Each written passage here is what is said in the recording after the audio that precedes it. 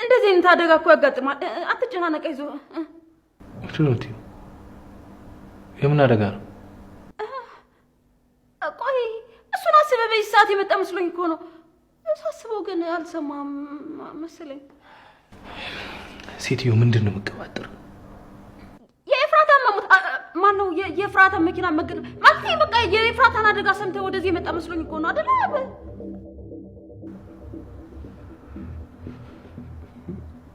ምንድን ነች? እኔ ካላመንክ ቤዚንና ፂን ሄደህ መጠየቅ ትችላለህ። እነሱ ይነግረዋል። መቼም እኔንማ ማንም ሰው አያምነኝም። አዎ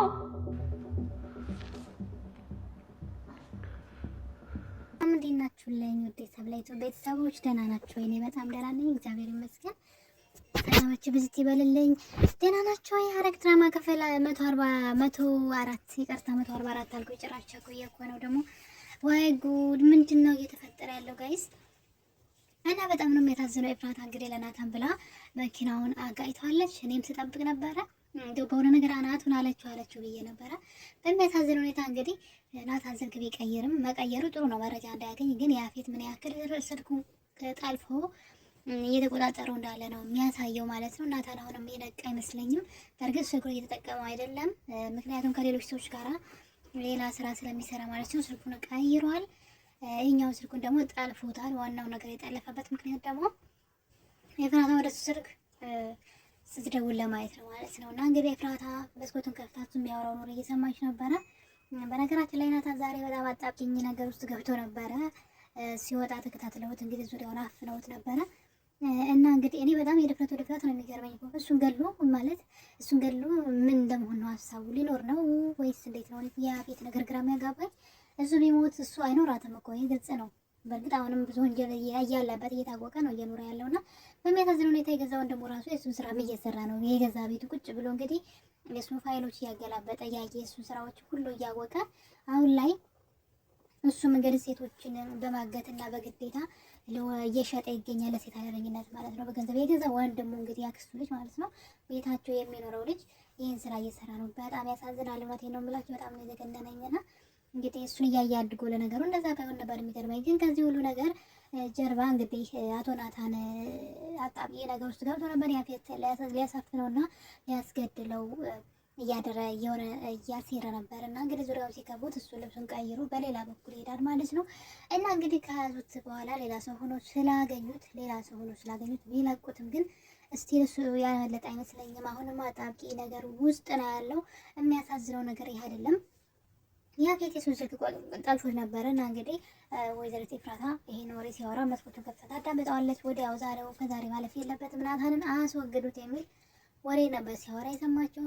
እሷ ደግሞ የሁሉ ዋጋ የምትከፍለው ለእሱ ፍቅር ብላ ነው፣ እሱን እስር ቤት ላለማስገባት፣ እሱ ምንም እንዳይሆንባት ነው ሁሉ መከራ የምታየውና ለማን ሆነና ታዲያ የማትወደው የምትጸየፈው ሰው ጋር የምትኖረው በስራው ማለት ነው። ሰው በሰውነቱ ሳይሆን በስራው የምትጸየፈው ሰው ነውና ከእሱ ጋር የምትኖረው ታዲያ ለማን ሆነና ለእሱ ብላ አይደለ እንዴና በሚያሳዝን ሁኔታ ግን የኖረ ትሰማለች። ኤፍራታ እንግዲህ ወደ ናታን ጋር ነበር የምትደውለው። የድሮ ቁጥሩ ነው ተጠልፎ ነበር። እሱ ደግሞ የራሱ ያፌት ነው የጠለፈው። ያው የጠለፈበት ዋና ምክንያት ኤፍራታ ትደውላለች ብሎ ስላሰበ ነው እንጂ እሱ ያፌት አልኩኝ። እንግዲህ ተመልከቱ፣ ያፌት የሚባል ሰውዬ ተው ግን አንተ ሰውዬ ትላላችሁና ናታን ማለት ነው። ስልኩ ቢጠለፍም ባይጠለፍም ግን ተጠራጥሮ ሌላ ስልክ እየተጠቃሚ ነው ከስራው አንግል ማለት ነውና የኛው ስልኩ የጠለፈበት ዋነኛ ምክንያቱ ኤፍራታን ለመከታተል ነው። የምታደርገው ነገር እያንዳንዱ ህይወቷን እየተከታተላት ነበር። እንግዲህ ደጋግማ ስትደውል እየዘጋባት ነበረ። እንግዲህ መኪና ውስጥ ገብቶ ናታን ጋር እየደወለች እንደነበረ ነገራት። ስልኩንም እንደጠለፈው ከእሱም ብቻ አይደለም በድፍረት እንግዲህ ከዛሬ ማታ አያልፍም ብሎ ጭራሽ አፉን ሲከፍት ነበር። ኤፍራታ ደግሞ በቃ ራሷን መቆጣጠር አልቻለችም። እኔ በሆነ ነገር ራስታ ናቱን ብላ ተገላግለዋለች ብዬ ነበር የጠበኩት። እሷ ግን መሪውን ይዛ እንግዲህ ራሳቸውን መኪናው ጋር እንዲያጋጩ አድርጋለች ማለት ነው። እና በዚህ መሀል እኔ በጣም ያሳሰበኝ ነገር አለ። እኔ ተወዳጆች መጋጨታቸው አይደለም ሊድኑ ይችላሉ፣ ይድናሉ። ግን በጣም ያሳሰበኝ ነገር አለ። ኤፍራታ እርጉዝ ናት እና ይሄ ነገር በጣም ያስፈራኛል። አንዴ ዝም ብዬ ታስበው ያረገዘችው ልጅ የናታን የያፌት ልጅ ነው እንዴ ያሰብኩኝና ልጇን እንዳታጣው በጣም እየፈራሁ ነው ማለት ነው። እና ይህ አደጋ ለኤፍራታ በጣም ከባድ ነገር ነው። ከናታን ጋር የምትገናኝበት ትልቅ መስመር ልጇ ነው። ቢያንስ ከሱ ጋር የምትገናኝበት መንገድ እንዳይጠብባት የሚያደርገው ልጇ ነውና ልጇን እንዳታጣ በጣም እየፈራሁ ነው። ምክንያቱም ኃይለኛ ግጭት ነው የተፈጠረው እና ያው ትተርፋለች። እንግዲህ እነሱ ካልተረፉ ድራማው ራሱ ቀጥ ብሎ ስለሚቆም በግዳቸው ይተርፏታል ማለት ነው። እና በጣም ነው ያዘንኩትኝ። እሱ ግን እንዴት ማለት እንዴት እኔ አይዶን ነው ብቻ ለምን ያገባችሁ መሰለው ታዲያ? ቆይ ለናታን ብላ ዋጋ ከፍላ እንዳገባችሁ እያወቀ ከሷ ፊት ጭራሽ ስለሱ መጥፎ በድፍረት መናገር ማለት በጣም አደገኛ ነውና እንግዲህ እግዚአብሔር ይማራቸው። ኤፍራታ በተለይ ልጇ ምንም እንዳይሆን ጸልዩላት። ምክንያቱም ልጇ ለሷ በጣም ወሳኝ ነው ቦታ ላይ በቃ ልጇና ልጇ ነው ያላት። ሌላ ምንም በሁሉ ነገር ተስፋ የቆረጠች ሴት ናትና ልጇ ምንም እንዳይሆንባት እንጂ እኔ ገና ለገና አደጋው ሲፈጠር በቃ ቶሎ ብለ ልጁ ነው አእምሮ ላይ የመጣው ታውቃላችሁ። ልጇ የሆነ ነገር እንዳይሆንባት ብዬ ማለት ነው። እሱ ነው ተስፋ ያደረገች። በጣም ደስተኛ ሆና ነበር በልጁ ማለት ነውና ያፌት ግን በጣም አስጠሊታ እየሆነ መጥቷል። እሱም ብቻ ሳይሆን የእሱ የገዛ ወንድም ማስጠሊታ ሆኖ መጥቷል እዛ ቤትና በጣም ተንኮለኛ ነው። ሌላ ደግሞ እንግዲህ ቤዚ በጣም ተበሳጭታለች፣ ተናዳለች። እሱም ደግሞ ሔዋን እንግዲህ ፖሊስ እንደነበረች አታውቅም። እየመረመረቻት ነው የመሰላት። እውነት ለመናገር እየመረመረቻት አልነበረም። አብራት ለመሆንና መጥፎ ስራ ደግሞ እንዳትሰራ ኤፍራታ ላይ እሱንም ለመከታተል ነው አጠገቧ የሆነችው እንጂ እሷን ለመጉዳት አብራት አልሆነችም። እና እንግዲህ ያው እንደተለመደው ነገሮችን ብዙ ጊዜ ቦታ አሰጥሞ ያስጠንቀቃበት ነግራት ጥሩ ነበረ። ኤፍራታ ጋር እንደሚተዋወቁና የሰርጓ ቀን እዛ ቤት መጣ እንደነበር ፎቶ አምሷ ጋር እንዳለ ስትነግራት ቤዚ በጣም አብዳለች።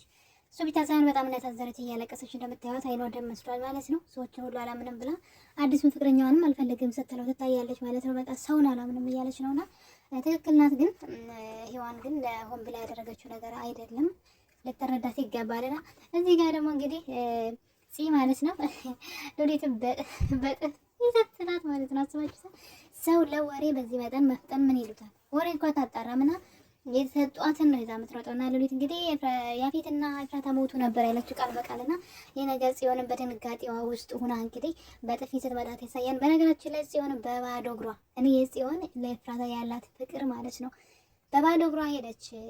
የምር በጣም ነው በቃ እዚህ ጋር እኔ እንትን ሆነዋለች ማለት ይቻላል። ሆነውና ከእንቅልፏ እንዲህ ብድግ ብላ በባዶ እግሯ ያ ሁሉ ሀገር ስትሄድ አስቡትና እንግዲህ በጣም ደግሞ ከዚህ ነገር ሁሉ የሚያስጠላው ነገር አሁን ልነግራችሁ ነው። እሱ ምንድነው? ሎሊት ለገኒ ደውላ ነገረቻት። ቆይቼ ሎሊት መቼ ነው የምታድገው? መቼ ነው ልብ የምትገዛው? ቆይ እሷ ምንድነው ችግሯ? እንዴት ትነግራታለች በዚህ ሰዓት? እና እንግዲህ ነገር ለእናቷ ለገኒ ደውላ ቀጥታ ነው የነገረቻት። ገኒ ነገር ስትሰማ ምን እንደሚሰማት አላቅም፣ ግን ቀጥታ ነግራታለች ማለት ነው። በጣም ነው የሚያስጠላው የሚያሳዝነውና እና ሎሊት በጣም አደገኛ ሰው ናት። ማስተዋል የሚባል ነገር የላትም። ገኒ ድጋሚ እንትን እንዳትሆን ፈራሁኝ ማለት በቃ በድንጋጤ ራሷን እንዳታጣው ብዬ ፈራሁኝ ማለት ነው። እና ሎሊት ልብ ብትገዛ መልካም ነው። እንግዲህ ለገኒ ቀጥታ ደውላ ነግራታለች ማለት ነው። እና እኔ ለኤፍራታ ለልጇም እያሰብኩኝ ነው ደህና እንደሚሆኑላት። በቀጣይ እንግዲህ ሁሉም ደህና እንደሚሆኑ ተስፋ እናደርጋለን።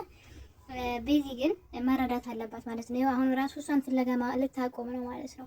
አውቃ የተደበቀች እንዳይመስላት እና እሷ አውቃ ሳይሆን ነገሮችን ለማስተካከል ኢቨን እሷን ለመጉዳት ራሱ ወደ ህይወቷ አልመጣችም። እናቶችን ለመርዳት ነውና እንደዛ ልትረጅ ይገባል እንጂ ባንዴ ሁሉንም ሰው ልትጠያ አይገባም። አንቺም በጣም መጥፎ ሰው ነበርሽ በፊት ህይወትሽ ማለት ነው ቤዚ። ልክ እስኪ ሄዩ እስኪ ሰዎች እንዴት እንደ መጥፎ ስትሆኝባቸው ወይም ደግሞ ሲደብቁሽ ራሳቸውን ብቻ በአንቺ ላይ የሆነ ነገር ሲያደርጉ እንዴት እንደሚሰማ እንዴት መጥፎ እንደሆነ ስሜቱንም ሞክሪው እንጂ ቶሎ ብለሽ ሰው ላይ አትፍረጅ ማለት ፈልጋለሁኝ ለቤዚ ማለት ነው። በጣም ነው የተናደደችው ባደረገችው ነገርና ናታን እንግዲህ ይሄን ነገር ሲሰማ እዛ ቤት ሄድ ይሆን ወይስ ምን ይፈጠር ይሆን?